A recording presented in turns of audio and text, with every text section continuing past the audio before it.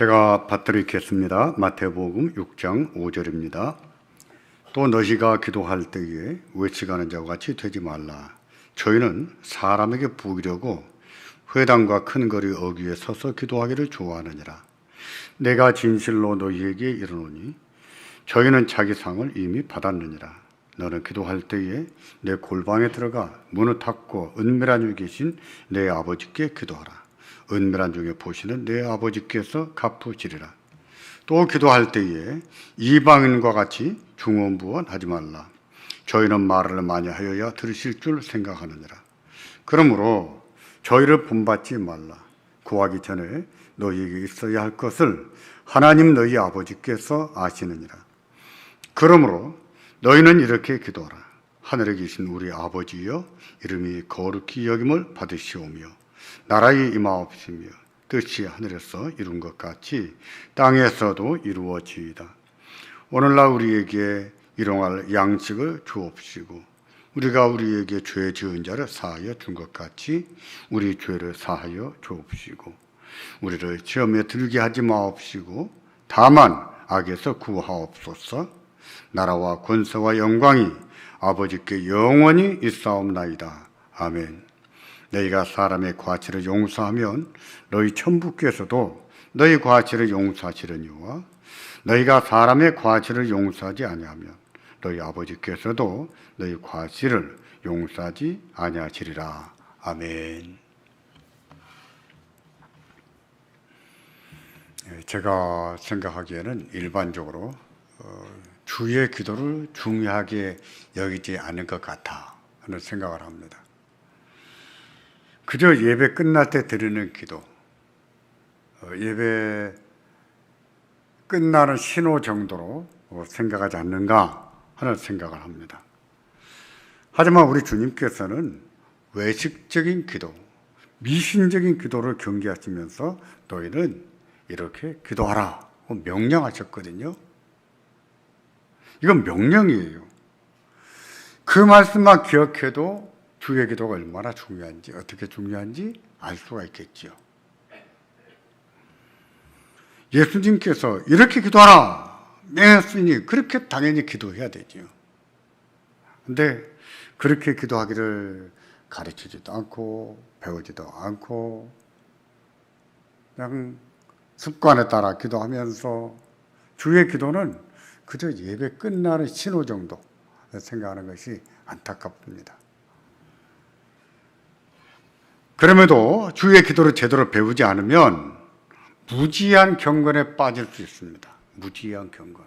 그건 경건이 아니에요. 무지한 경건. 신앙이 그렇습니다.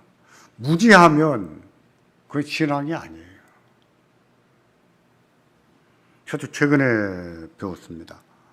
왜 무슬림들은 곳곳에 원리주의자가 많은가? 그 원인은 무지해서 그렇다고 해요. 무지해서. 그렇답니다. 사람이 무지하면 원리주의로 빠져들기가 쉽다는 거예요. 그것은 기독교라고 다르지 않아요. 원리주의로 빠질 수 있어요. 그런 점에서 볼 때 제대로 알고 기도하고 제대로 알고 믿는 것이 얼마나 중요한지 알 수가 있습니다. 그럼에도 불구하고 배우지 않으면 기도를 해도 바리새인이 기도하는 것처럼 기도할 수가 있고 이방인들의 기도처럼 될 수가 있어요. 그게 아니더라도 기도의 의미와 마땅히 빌 바가 무엇인가를 모르고 기도할 수 있어요. 기도의 의미가 무엇인지, 마땅히 우리가 구해야 될 것이 무엇인지 그걸 모르면서도 기도한다고 기도할 수 있단 말입니다. 잘못된 기도죠. 그런 점에서 주의 기도를 배우는 것이 얼마나 중요한지요. 정말 중요합니다. 제발 부탁드립니다. 이번 기회에 자신의 기도를 한번 쭉 한번 살펴보십시오. 내가 주의 기도처럼 기도하고 있는지 한번 살펴보시고 어떤 면이 주의 기도와 같지가 않는지 같은지 보시고 고쳐나가는 기회가 되기를 주의 이름으로 기원합니다. 주의 기도는 크게 네 부분으로 구성되어 있습니다. 첫 번째는 기원. 두 번째는 하나님의 청혼 세 가지. 세 번째는 우리의 청혼 세 가지. 그리고 마지막 성령이지요. 성령. 지난주에 기원에 대해서 상고했습니다. 기원은 하늘에 계신 우리 아버지여, 이 한마디입니다. 하늘에 계신 우리 아버지여. 지난주에 이 기원에는 세 가지를 우리에게 교훈한다고 했는데, 우리도 기도할 때 이 세 가지를 알고 기도해야 돼요. 첫째는 우리는 하늘에 계신 아버지께 기도한다는 것을 알고 기도해야 됩니다. 여기서 강조하는 것은 하늘에 계신 그 말이에요. 하늘에 계신 아버지께 기도한다. 자세한 내용은 지난주 설교를 들어보시면 알 수가 있습니다. 두 번째로 우리는 우리의 기도에 선하게 응답하시는 아버지께 기도한다는 것을 기억하고 기도해야 돼. 여기서 강조하는 것은 아버지예요. 자상한 아버지, 친절한 아버지. 우리 아버지께 기도합니다. 셋째로 기원에서 하늘에 계신 우리 아버지는 감사와 찬양과 존귀와 영광을 받으시기에 합당하신 하나님이신 것을 알고 기도해야 된다 그랬습니다.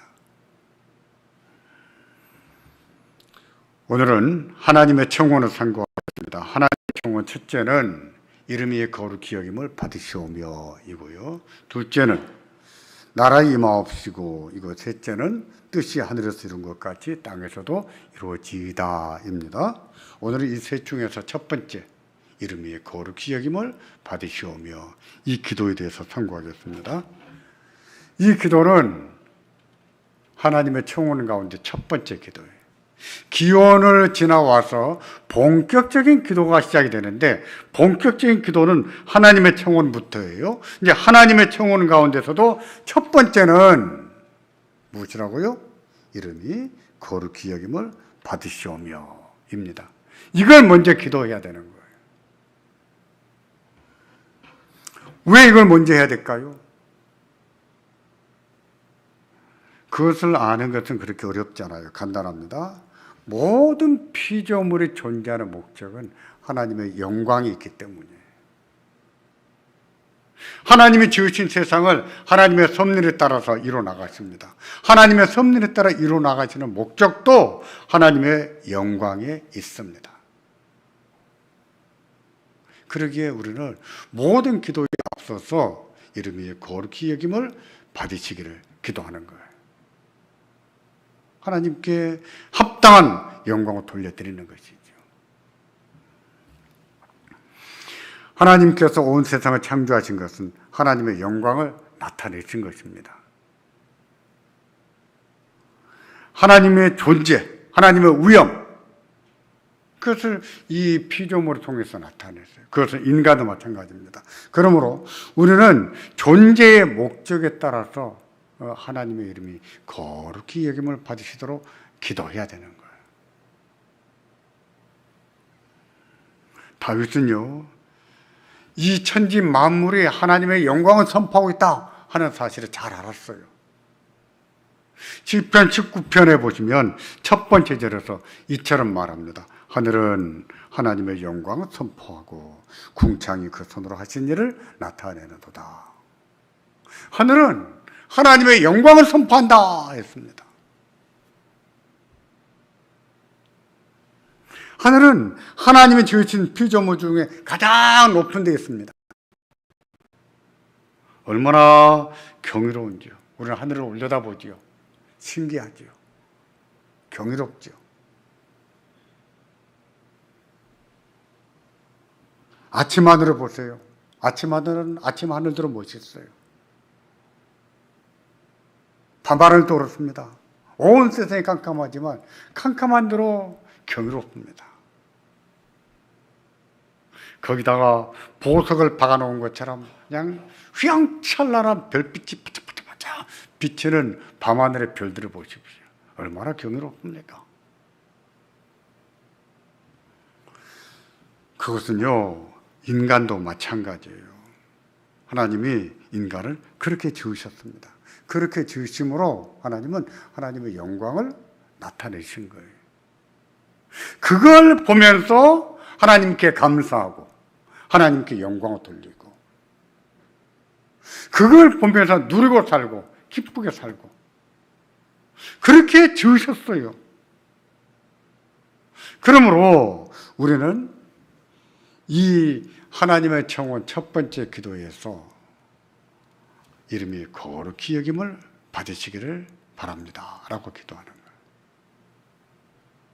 그게 먼저입니다. 인간을 보십시오. 하나님의 지으신 것 가운데 최고의 피조물은 무엇입니까? 인간이 신묘막처가 달했어요. 정말 신기하고 묘하지요. 측량할 수 없을 만큼 인간의 존재가 그렇습니다. 하나님이 그렇게 지으셨어요. 그러시면서 하나님이 나타내신 영광, 그 영광들을 바라보면서 즐거워하게 하시고 기쁘게 살게 하시고. 하지만 인간은 죄로 타락하고 부패해서 그런 사실을 잘 모릅니다. 하나님이 하나님의 영광을 나타냈다. 이거 잘 몰라요. 야, 좋다, 멋있다, 아름답다, 힐링이 된다. 고작 이 정도 아는 것이지요. 정말 하나님이 이렇게 지으셨구나. 정말 하나님이 경이롭다. 하나님의 손길을 느껴보지를 못해요. 죄로 타락하고 부패한 인간은 그걸 알아보지 못한단 말입니다. 오히려 말입니다. 하나님의 그런 것 섭리를 몰라보고 하나님의 형상을 썩어질 모습으로 바꾸어버리기도 하죠. 로마서 1장 22절을 보면 인간이 모든 것을 알고 대단히 지혜로운 것처럼 말하지만 인간은 참 어리석다고 말해요. 그렇죠? 인간이 얼마나 똑똑합니까? 얼마나 잘났습니까?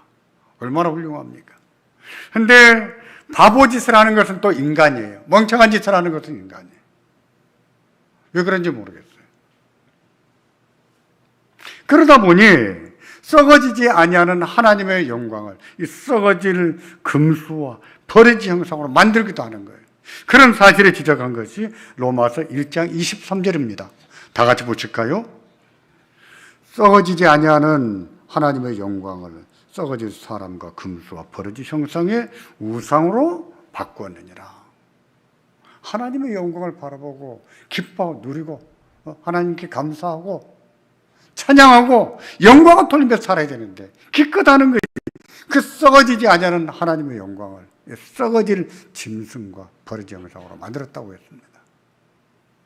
이것은요 하나님께 대한 모독이지요. 하나님께 대한 모독이에요.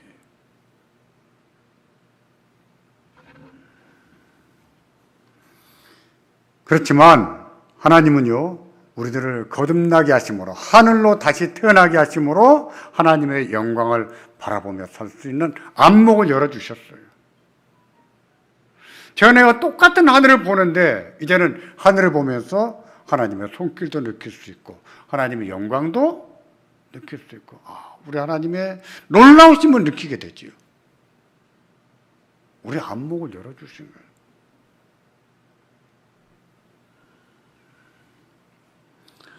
로마서 5장 2절을 보시겠습니까? 5장 2절에 보시면 물과 성령으로 거듭난 사람, 하나님이 의롭다는 사람은 어떻게 사는가?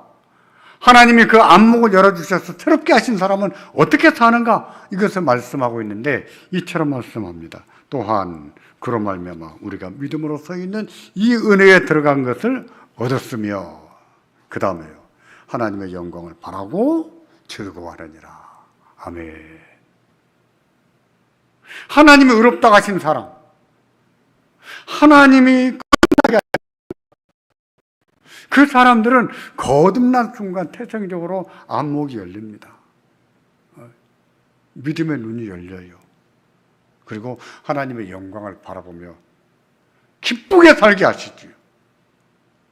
이게 거듭나지 못한 자와 거듭난 자의 궁극적인 차이 가운데 하나입니다. 거듭나지 못한 자는 하나님의 영광을 바라볼 줄 몰라요. 즐거워할 줄 모릅니다. 거듭난 자는요 하나님의 영광을 바라보면서 기쁘게 살 줄 알아요. 즐겁게. 우리가 물과 성령으로 거듭났다면 하나님이 의롭다고 하신 사람이라면 우리도요 하나님의 영광을 바라보면서 기쁘게 살아야 됩니다. 즐겁게 살아야 돼요. 재밌게 살아야 돼요. 그러면서 하나님께 감사하고 사는 거예요. 영광을 돌리면서 사는 거예요. 그렇게 되기를 기도하는 것이 하나님의 종은 첫 번째 이름이 거룩히 여김을 받으시오며 라는 기도입니다. 한국 사람들은 기쁘게 사는 법을 잘 몰라요. 잘 웃을 줄은 모르고. 그래서 외국 사람들은 그렇게 말한답니다. 한국 사람들 보면 꼭 화나 있는 것 같다. 특히 남자들. 맞습니까? 그렇다 그래요. 별로 안 웃잖아요. 별로 재밌게 안 살잖아요. 기쁘게 사는 것이 하나님의 뜻이라 했는데 예수를 믿으면서도 기쁘게 살 줄은 몰라. 뭐 잘못된 거예요. 하지만 물과 성령으로 거듭난 사람, 하나님이 의롭다는 사람은요, 태생적으로 하나님의 영광을 바라보면서 즐거워하는 거예요. 그렇게 사는 겁니다. 목사님, 뭐가 좋다고 그렇게 기쁘게 살겠습니까? 제발 그런 얘기 하지 마십시오. 다 그렇게 사는 거예요. 사는데 믿음이 있기에 무엇을 바라봐요? 하나님 영광을 바라보면서 하나님 생각하면서 기쁘게 사는, 그게 믿음이에요. 사람을 봐서 자식들을 바라보므로, 남편을 바라보므로, 아내를 바라보므로 기쁠 때도 있지요. 재밌을 때도 있지. 그래서 웃을 날이 얼마나 있습니까? 많지 않아요. 그럴지라도 하나님 영광을 바라보며 즐거워할 줄 아는, 그게 믿음이라니까요. 믿음으로 사는 거예요.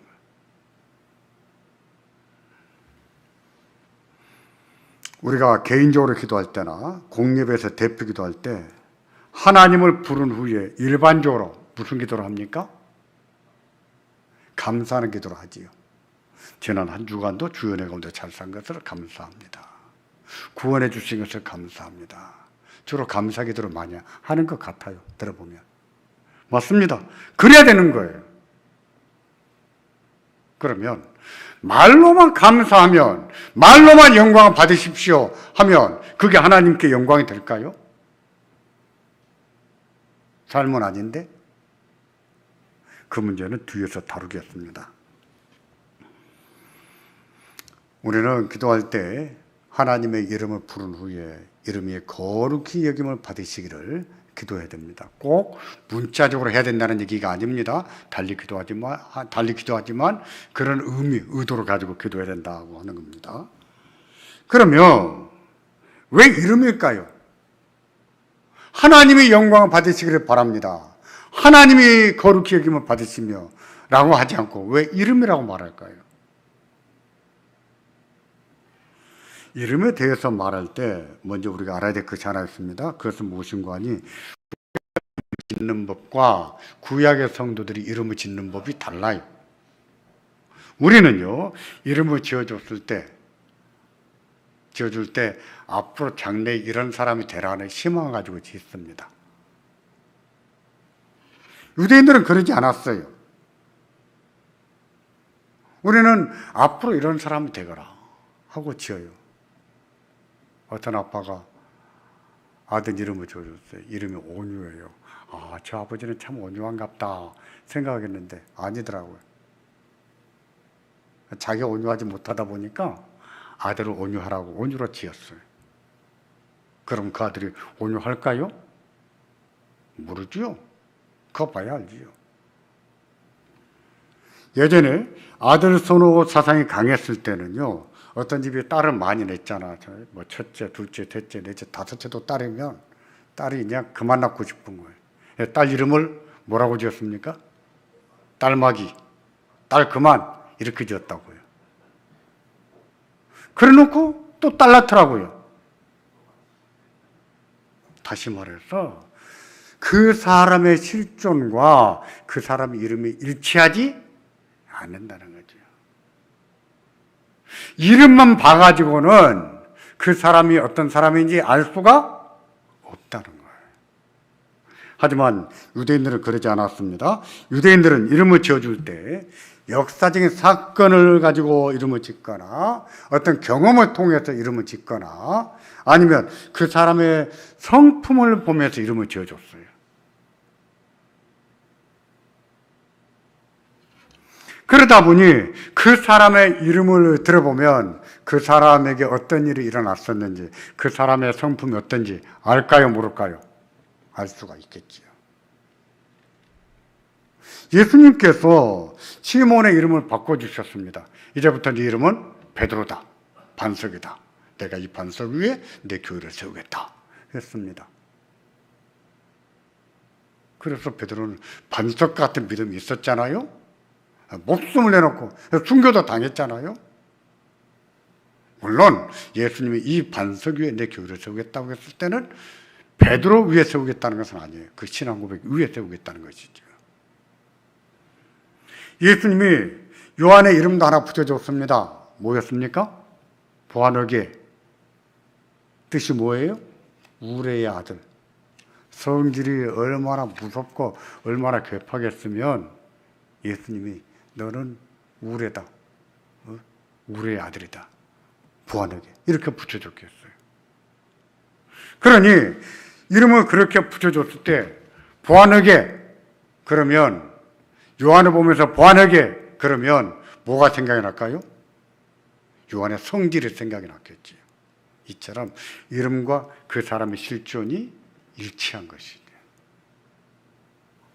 하나님께서도 하나님의 이름을 알려주시면서 하나님의 실존과 인격과 특성을 나타내는 이름을 주셨어요. 하나님이 자기를 나타내는 것을 계시라고 하잖아요.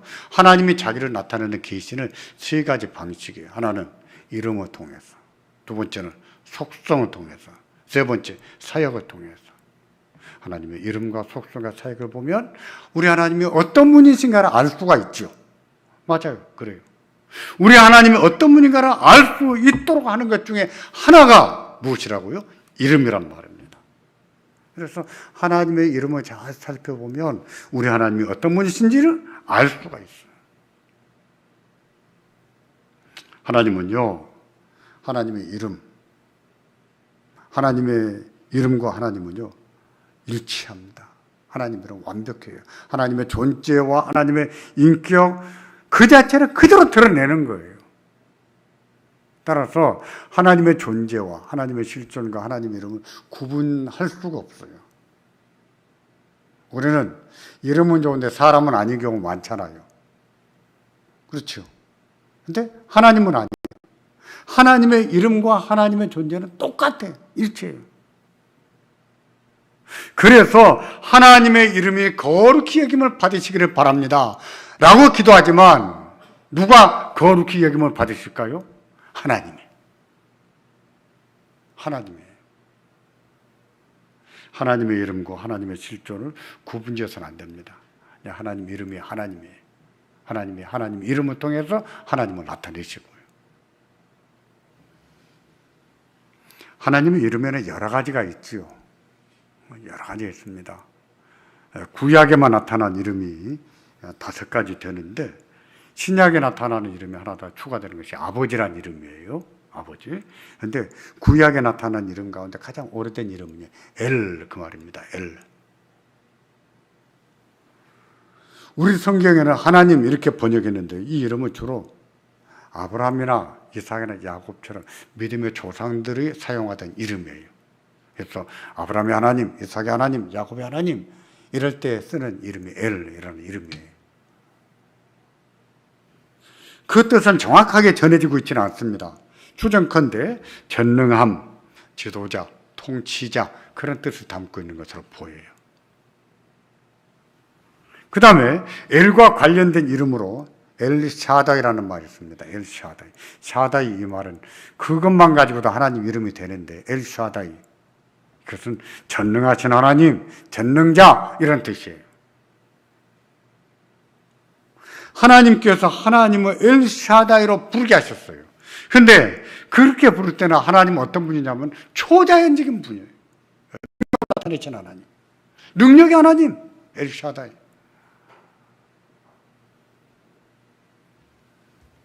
하나님이 몇 분이세요? 한 분입니까? 세 분입니까? 한 분이세요.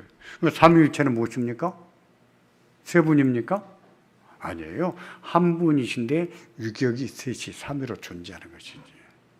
근데요, 하나님은 한 분인데 하나님 이름에는요 복수 이름이 있어요. 엘로힘 이런 이름이 있어요.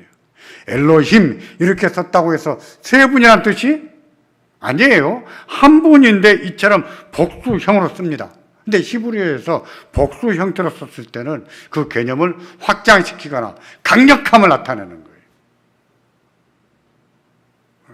하나님의 그런 성품을 더 확장시키거나 또 강력함 이거 나타내는 거예요. 그래서 이 엘로힘 이런 이름을 쓸 때는 우리 하나님은 창조주 하나님으로서 절대적인 하나님이시다 하는 의미가 있는 거예요. 두 번째, 우리 하나님은 유일하신 하나님이시다 하는 의미가 있는 거예요. 우리가 이런 것을 알고 하나님이라고 그러지 않아요. 우리는 구분하지 않지요. 하지만 유대인들은 아니었어요. 구분했어요. 하나님의 이름에는 여호와라는 이름도 있습니다. 이 이름은 진실하신 하나님 그런 의미도 있어요. 또 언약에 성실하신 하나님, 약속을 반드시 지키신 하나님 그런 뜻을 가지고 있습니다. 이 이름은요 이방인들이 부르지 않은 이름이에요. 오로지 언약 백성들, 하나님 백성만 부를 수 있는 이름이 여호와 이 이름이에요. 나는 여호와다 이렇게 나타내십니다. 자기 백성이요. 그런데 유대인 성도들은 여호와라고 부르는 것을 너무나 두려워서 너무나 무서워서 여호와 이 이름을 부르질 않았어요. 성경에 있다가 여호와가 나오면 눈으로만 읽었습니다. 그러다 보니까 나중에 이것을 어떻게 발음해야 되는지 발음하는 법도 잊어버렸어요. 그래서 여호와가 맞는지 야훼가 맞는지 지금도 정확하게는 몰라요. 우리는 마소라 사본에 따라서 여호와 이렇게 부르지만 여호와, 야훼 어느 것이 맞는지 모를 정도로 발음하는 법을 잊어버린 거예요. 미신적으로 두려워한 것이지요. 하지만 여호와라고 하는 말은요 자기 백성들에게 친절하시고 사랑스럽고 반드시 지켜주신다 그런 의미를 가지고 부르는 이름이에요. 하나님 백성들만 우리 하나님은 자비로우시고 친절하시고 사랑스러운 하나님이다 그런 의미로 사용하는 이름이에요. 잘 쓰지 않는 이름 가운데 아도나이라는 이름이 있습니다. 아도나이는 주라는 뜻이에요. 이것은 구약의 성도들의 경우에 자기 남편을 아도나이 주라고도 불렀었거든요. 성도들도 하나님을 여호와라고 부르기가 너무 무서워서 대신에 부르는 단어가 아도나이였습니다. 뜻은 주 그런 뜻이에요. 그런데 왜 이렇게 하나님 이름이 여러 가지일까요? 왜 이렇게 많을까요? 그것은요 하나님께서 하나님의 어떤 분이신가를 나타내시기에 충분해야 되기 때문에 여러 가지 이름으로 나타내신 거예요. 하나의 이름 가지고는 하나님의 어떤 분이신가를 충분히 나타낼 수가 없어요. 하나님의 이름을 여러 가지로 해서 하나님의 어떤 분이신가를 다양하게 나타내신 거죠. 그런 이유로 유대인 성도들은 하나님의 이름을 부를 때 용법에 따라서 불렀습니다. 어떤 경우는 엘샤다이, 어떤 경우는 엘로힘, 어떤 경우는 여호와, 어떤 경우는 아도나이 이렇게 구분해서 불렀어요. 우리는요 구분합니까? 안 하죠. 그냥 무조건 하나님 해버리잖아요. 주님 하더니 뜻도 모르고.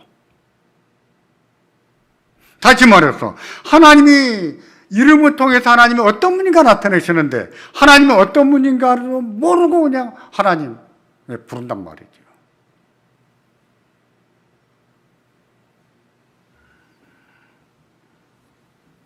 이제는 어쩔 수 없습니다. 이제 와서 우리가 이것을 구분해서 부르는 법 배울 게 아니고 어떻게 부르든 간에 하나님의 이름이나 속성이나 사역을 통해서 하나님이 어떤 분인지 나타내셨으므로 이름을 통해서도 우리가 하나님이 어떤 분이신가를 알아야 됩니다. 우리가 어떤 경우는 여호와라 부르고 어떤 경우는 아도나이라 부르고 구분하지는 않지만 그럼에도 불구하고 우리 하나님은 어떤 분인가를 알고 우리 하나님께 합당하게 감사를 돌리고 영광을 돌려야 되는 거예요. 그런 의미가 무엇이에요? 이름이 거룩히 여김을 받으시오며 라는 말입니다.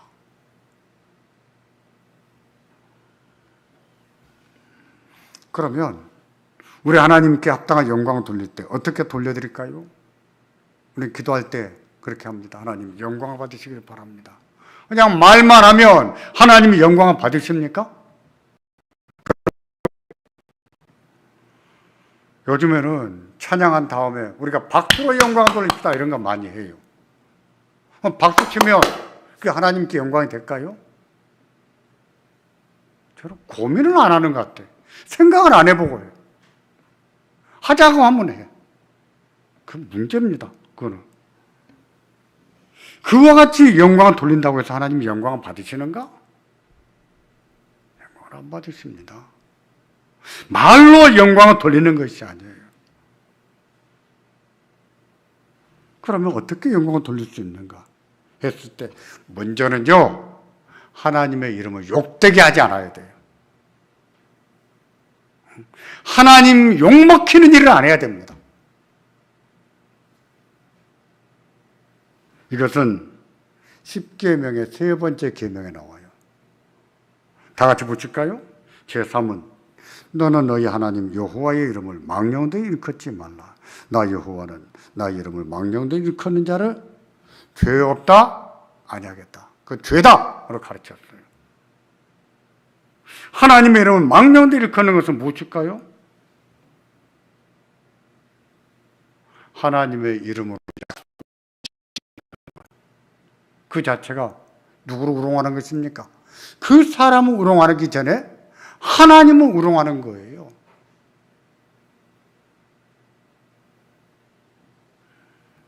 하나님께 뭐 하겠습니다. 소원해놓고 지키지 않는 것.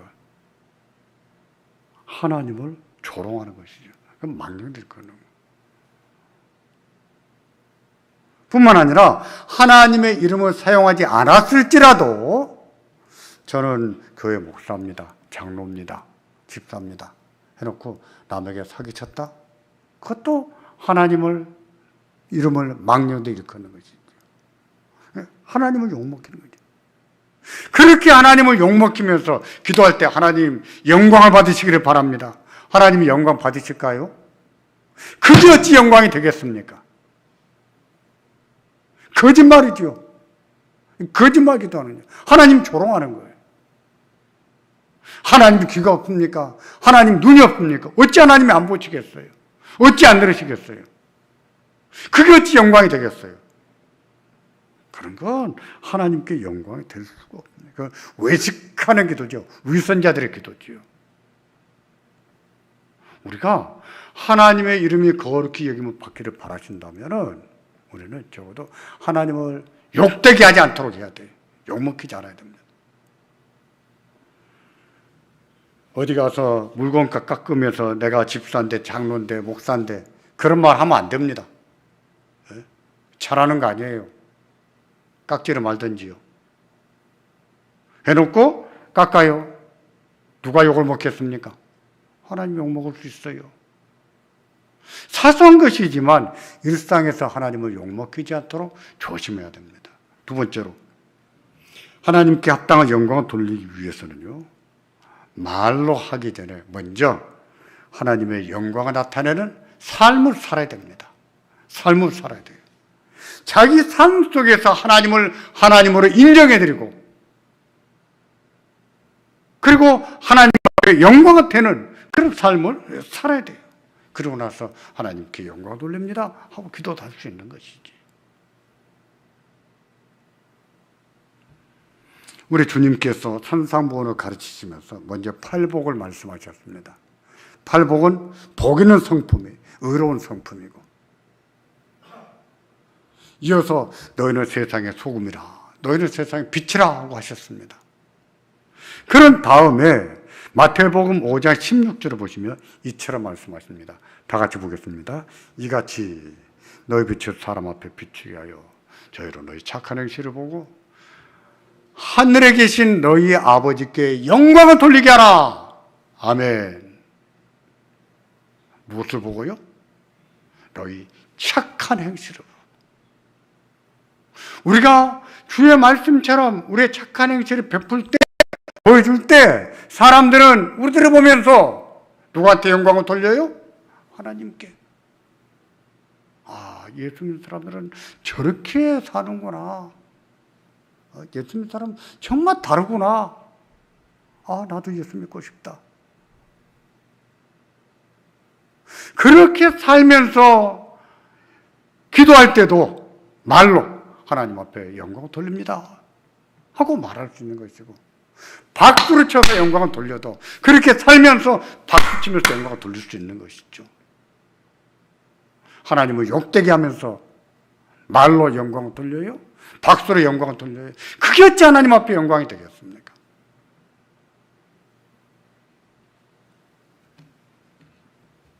우리가 하나님의 이름이 거룩히 여김을 받기를 원한다면 주께서 주신 은혜를 따라서 하나님을 욕되게 하는 일을 하지 않아야 됩니다. 우리의 삶을 통해서 우리 하나님의 살아계신 하나님의 힘을 나타내며 우리의 착한 행실을 보고 하늘에 계신 우리 아버지께 영광을 돌리게 해야 됩니다.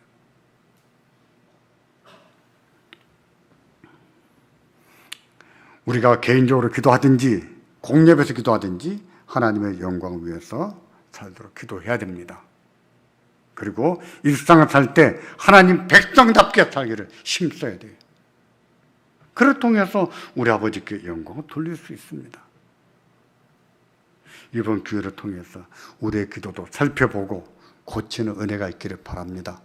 뿐만 아니라 우리의 삶을 통해서 우리 아버지를 거룩하게 여김을 받으시도록 영광을 받으시게 하는 은혜가 있기를 주의 이름으로 축원합니다. 기도하겠습니다.